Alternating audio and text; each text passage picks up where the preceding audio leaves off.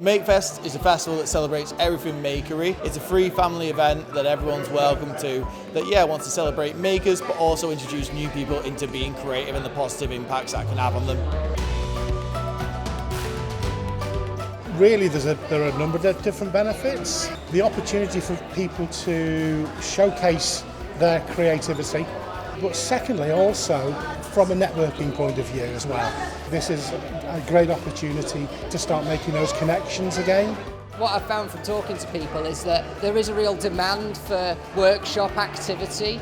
People get to try stuff they've not done before. It just got busier and busier and busier, so people are clearly looking for this kind of thing to do.